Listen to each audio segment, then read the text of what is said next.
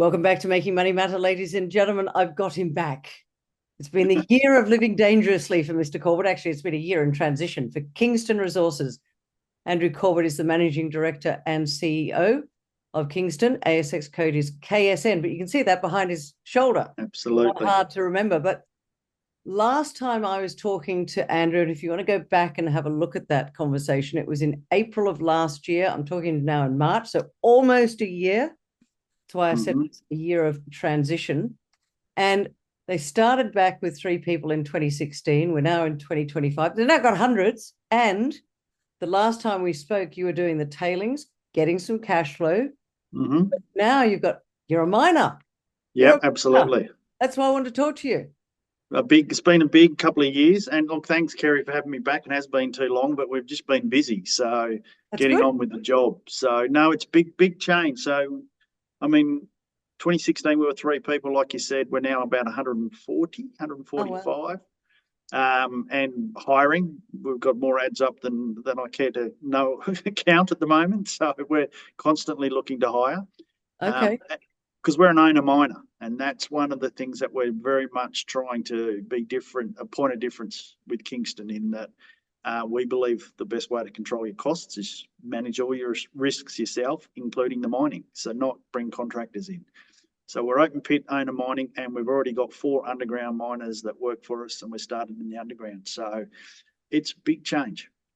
Did you always want to be an owner miner? And is that from a cost perspective or a control perspective? Or talk to us as investors, if you like, of why that is important to shareholders and potential shareholders.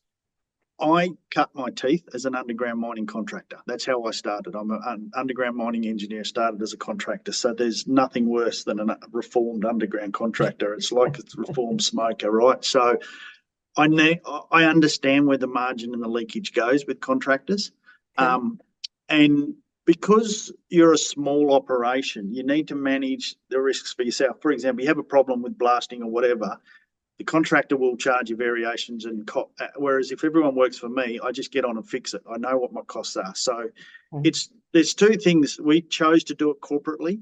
Both my chairman and myself prefer this. So Mick Wilkes, our chair, big believer in employing everyone yourself and managing the risks yourself, doing the jobs yourself. So, self-perform, self-manage is what we talk to the crew about all the time. So we do that to A, make sure all the margin stays with shareholders and not the contractors, and B, control our own destiny. So, a contractor will just say, I'm sorry, I haven't got those guys, I can't get there on time. So we don't want that. Okay. So we do rent our open pit fleet at the moment. So we just dry hire that, and everyone works for us. When we go underground, we're going to own the fleet and pay it off. And you get equity in the fleet then as well. So it's better for shareholders instead of paying someone else's fleet off for them. So it's a real strategy for us and a point of difference. And it's also the reason why we refurbished the plant for only $13.2 million, because we did it all ourselves. Would it have been different if you hadn't done it yourself? Oh, we would have been 3 or 4 times that.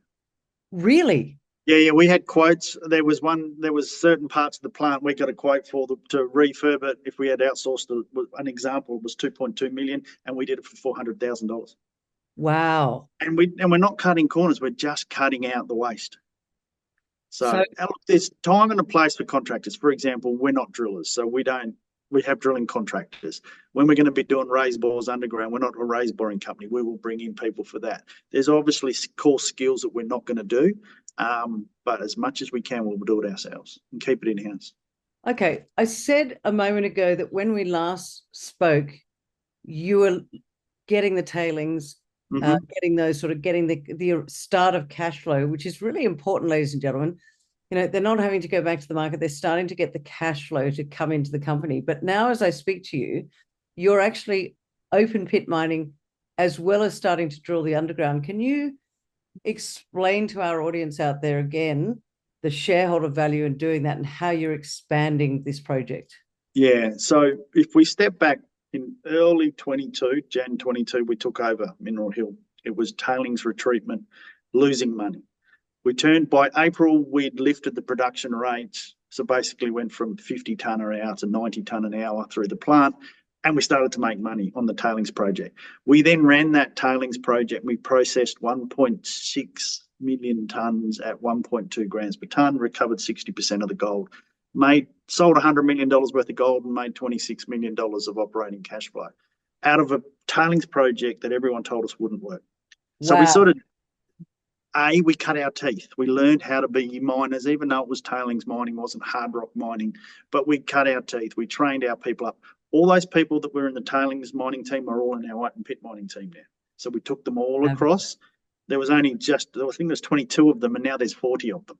So we've now doubled our mining crew. So the transition from tailings, and then we had to refurbish the plant because only half the plant was operating at that point when we were doing tailings. So now we have a fully approved, fully operating plant, and we're now hard rock open pit mining. So we've got about 18 more months of open pit mining, and then we go underground for the next 5 years. And that's the future of Mineral Hill. Underground is the long-term future. We think we're going to be well past the 5 or 6 year mine life we currently have. Right now we run to 2031. We haven't even drilled yet. We've got so many targets to drill at this project. And this is just one aspect of our underground future. So the future will be underground. These open pits we're very focused on them generating cash to set the company up. And that's important. We are like quarter on quarter looking for increased cash flow, free cash flow, aiming to get free cash flow this quarter. And that is really important for shareholders because that does mean we stop going back to market. Yeah, and that's going to happen this quarter. Are you confident? We are absolutely driving as hard as we can to make free cash flow this quarter. Last quarter, we just broke even. We made a couple of $100,000 of free cash. So I'm pretty confident this quarter we're going to have free cash flow generation. Ladies and gentlemen, when he says free cash flow, he means profit, right? Actually, after capital, yes. Yeah. It's kind of like our bank balance will go up. Yes. That's what I'm trying to do. Okay. But one of the things, so positive cash flow this quarter, do you think the market is waiting for that to happen? Because I'll be blunt with you, Andrew. And I've said it before to people, right now, the gold price is very strong. It's 4,600 Aussie. Who would have thought of that 2 years ago? You would have thought I was insane. But for those people that are mining gold, because this is gold, we're going to talk copper a bit later, but you're going to be spinning off a lot of cash. And I think, do you think the market is waiting for that positive cash? Like, what is it? Why is your share price? Yeah, no, I think there's two things. So we've got two assets. So the market's still not sure how those two assets fit together, being Mineral Hill and Misima. So we can talk about Misima in a minute. But most importantly, so we said we were going to make money out of tailings. We did. So that's one tick. We refurbished the plant for not much capital. We've done that. That's another tick. Once people see our cash flow starting to move, to me, that's 3 points of trust, building that reputation. Actually, we do what we say we're going to do. Okay. So that's why I'm really focused on it. You know, we've got our own little internal targets of what cash numbers we want to hit quarter on quarter going forward. So, and now we just got to deliver it. And the share price, I'm convinced, will look after itself. It will start to move. I think also there could be a little bit of concern about the mine life. Yeah, at 6 years, it's not long. No. But when we came in, we had 18 months of tailings. So that was in 2022. So we're now 3 years in. We've already had cash flow for 3 years, and we've still got 6 years right now today. So we've already sort of more than doubled it, if not tripled it, depending on how you look at it. So we need to keep that going. The other thing with Mineral Hill is scale. We need to get the place bigger. So we're currently feeding at 360,000 tonnes per annum through the plant. It is approved for 700,000 tonnes per annum. Oh, good. Okay. So we've got our license to operate. We've got everything we need. We now just need to drill, prove the tonnes up, and then start to work out how we're going to get the plant fed at twice the run rate. How do we double? How do you double? Maybe quite easily get a second underground up and running. So we've already got plans for one. We need to get one of our second ones online, and then we'll have to invest some money in the plant. But it's not, for us, it won't be much because we do everything cheaply. So it's a bit more float capacity, a bit more grinding capacity. But that's not going to be. Well, we spent 13 million. It's going to be a lot less than that. on the next bit of the expansion. We already know the front end of crushing can do it, and we already know the back end and the CIL can do it. So we're just not a focus on the grinding and the float plant. But we don't need to do it yet. We need to prove the mine life, get the tons up first. So step by step, do it in the right sequence. What's your biggest challenge at the moment? We are recruiting a lot of people. We're very focused on recruiting locally. So Condoblin's where everyone lives and works out of. So we're within a driving distance of that. Everyone does a 7-and-7 roster, or the miners do. So it's really about constantly getting the skills up and the people up. Gold price has been fantastic. Our license to operate is in place. We're going ex capex now because the plant's done. So it's really now people and just get the beat of the drum every month. Do the same thing, guys. Well done. You produced X amount of ounces. Now let's try and do a little bit more. So we've got all these really simple site targets around how many ounces a day to put in the safe. This is what we need to produce. This is how many tons of waste we need to move. So we just break it down really simple to those sort of metrics for everybody on site. And then everyone knows what they've got to do. I love that. That's really good. But let's go back to Mineral Hill itself. Mm-hmm. How do you expand the mine life, and how do you look at other opportunities? How big is your footprint out there? Are you just focusing on this area at the moment, or are you going to be expanding?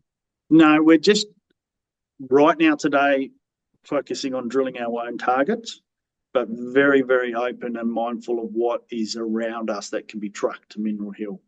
So there is a number of stranded resources that at some point will need to be processed in a plant, and most of them can't either A, get the capital or the funding to build their own plant, or B, aren't big enough to sustain building a plant. So, priority number one, make cash from our own tons, then grow our own tons, and then start to think about what other people have got.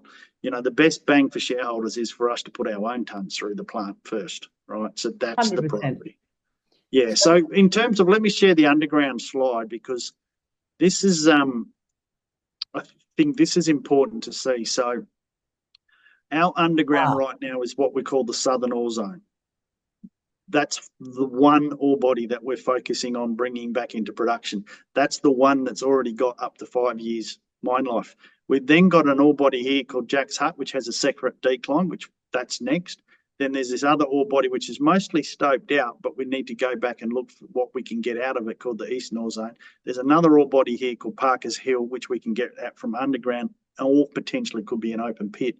So there's these other areas that need to be worked through, but we're just being very systematically, right, let's get the first one online, open pits, we've done that. Now let's get the first underground ore body online. We're about to do that. And then we just need to keep systematically growing our mining inventory and our production. So the future of Mineral Hill will be underground. Okay. This underground operated for 15 years already. We've already think we've got another 5. So we think 6 ore bodies have been mined underground at Mineral Hill. None of them are closed. So how deep are you going at the moment? Only 350, 400 metres at the moment. This drill hole here is really important to point out. This 12.5 metres at 3.4% copper equivalent.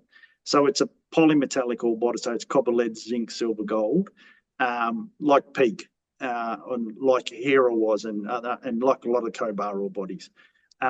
This is what we think is a new ore body that hasn't been mined at all. We've got 2 holes in it. We will be drilling this in the next few weeks. Looking to extend that. That could be our first extension to our Southern Ore Zone, but that same repetition of loads and structures needs to be worked through for all of them, and they all need to be drilled at depth. None of them have been closed off. So it really is an underground future. Yeah. So how do we get our plant full? We get a second underground up and running. So at the moment, we're just talking about Southern Ore Zone. Maybe we can get one of these other ones online pretty soon, and then that's the first lot of the first tons that will underpin the plant expansion. And most importantly, this all sits within our approved mining license. Okay. And we are fully approved. We have all the water, we have the tailings dams, we have the people, we have the power. What's the value of a mining license? I mean, there's so many examples of how hard it is to get a mining license now in Australia and get approvals. Yeah, I know. I think that sets you so far apart. And I was going to ask you about the locals because you say that a lot of your workers come from condo because Yeah. that's how we like to call it. Do you know why I know it's called condo? Because just last weekend I had lunch with my very dear friend of a long time who lives in Condobolin. Absolutely. Yeah, so 75% of our current workforce either live in condo or drive in and drive out to the mine. So How they're either local farmers, local residents of some form. We really focus in that 200k radius around the mine. So we don't want people driving too far. And if they're on roster, we put them in town in accommodation. So they either get themselves into condo and then they stay in there in our accommodation for 7 days, and then we drive them in and out to the mine. So for farmers, it works a treat. They get 7 days of work at the mine, then they go back to the farm for 7 days. Oh, that's clever. Yeah, they're very happy. So that's really good. This picture here, this is our exploration licenses. So we've got 2 ELs, and this is our cluster of MLs down here in the sort of southeast corner. We only have 3 farmers that are neighbours. There isn't a local town. There isn't lots of houses. Of the 3 farmers, we pay rent to 1 and the other 2 work for us. Nice. So, yeah, so we got a lot of support in condo. Mineral Hill has a history that it didn't go very well before. So it went into administration in 2015, 2016. My view is that was 100% down to, debt, had a lot of debt on it. Commodity prices went against them and they made some bad decisions. Right. So we've just got to avoid the bad decisions and manage our debt, which we are doing very well, and also just make sure we're making money. If there's not a margin, then it shouldn't be mined. I love the practicality of you. And ladies and gentlemen, that just goes to show that Andrew Corbett, what is he? He's a mining engineer by background. So everything's Absolutely. got, just so looking at this slide now, it appears to me that I can see where the Mineral Hill mine is and that EL, that exploration license, ladies and gentlemen. Yep. But you've got, it looks like a lot of red stars. And for people that look at this and scratch their head and go, what does all this mean? Can you dumb it down for us and say? Oh, no, absolutely. Absolutely. So this is where our mining license is, and we've got about 2 kilometres of mineralisation that has been mined over 15, 20 years now.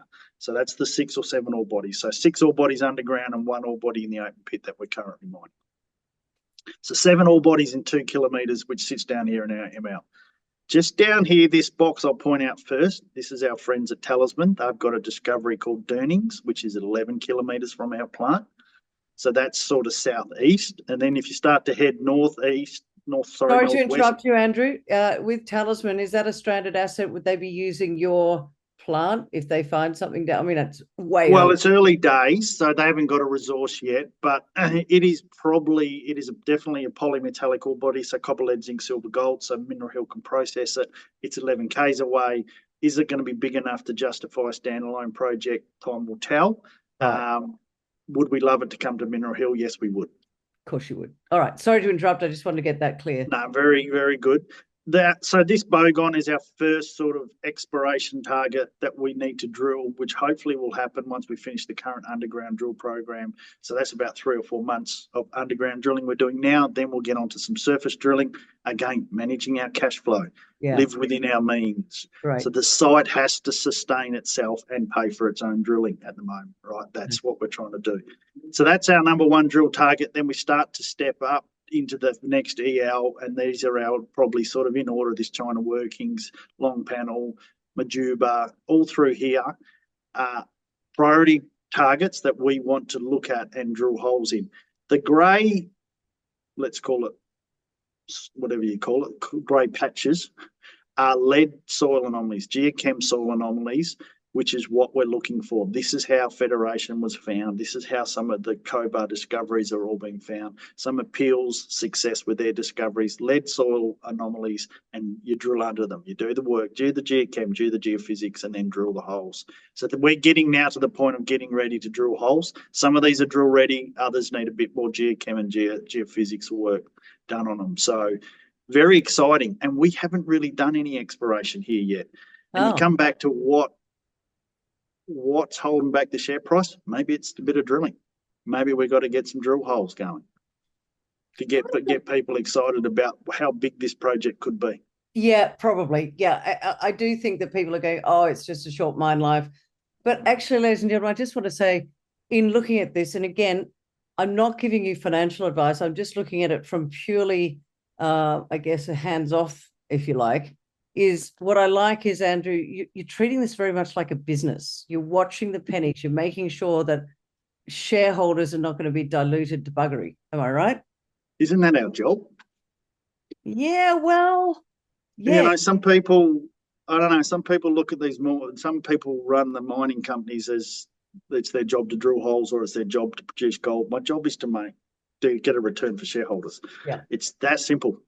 Okay. And we're working very hard to do that. So Well Mineral done. Hill, on Mineral Hill, we paid $23 million.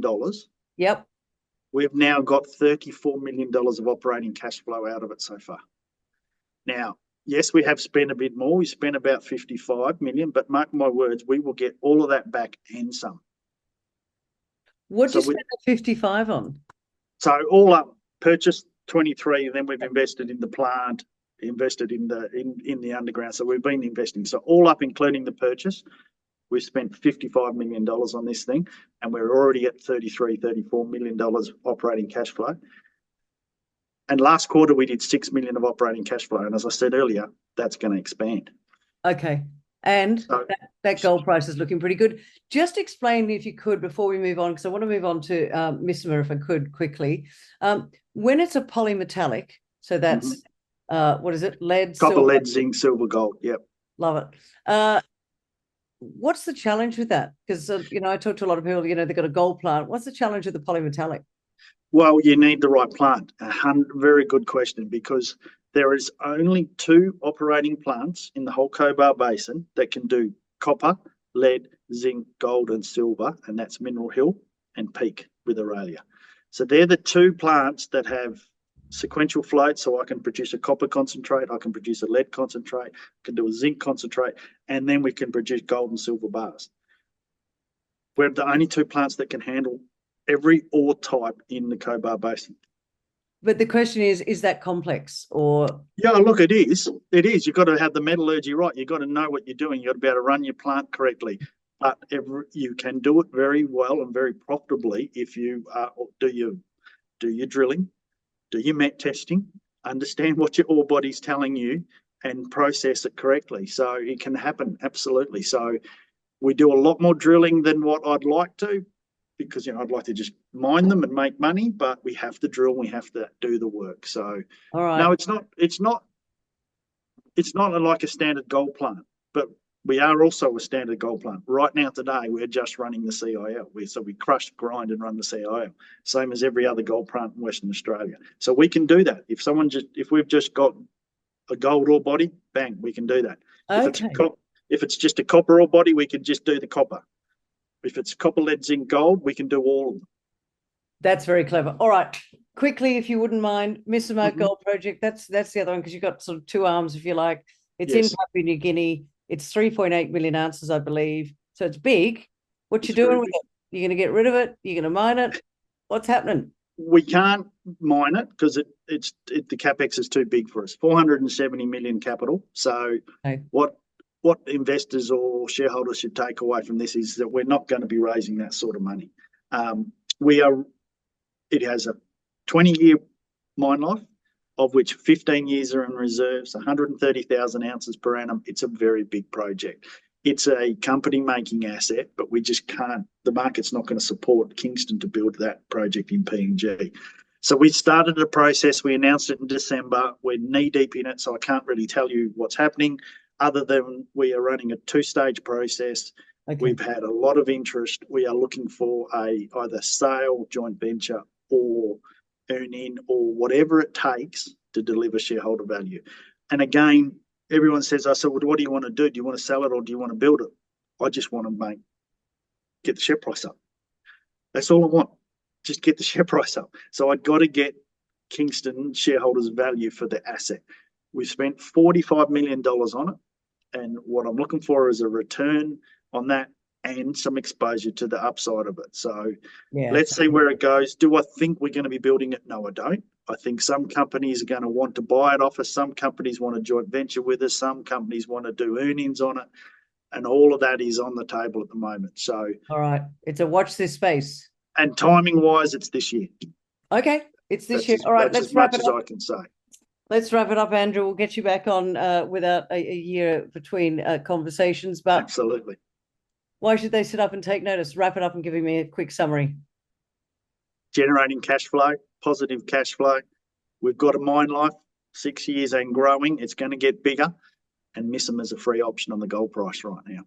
And that gold price it's the gift that keeps on giving, ladies and gentlemen. As I said right at the start, Andrew is the managing director and CEO.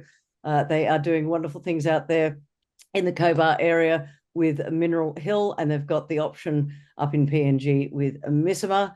And market cap only about 85, 90 mils. So plenty of upside as they go into positive cash flow in the future. Go on. 65 mil now. Right now, today, 65 mil market cap. There you go, ladies and gentlemen.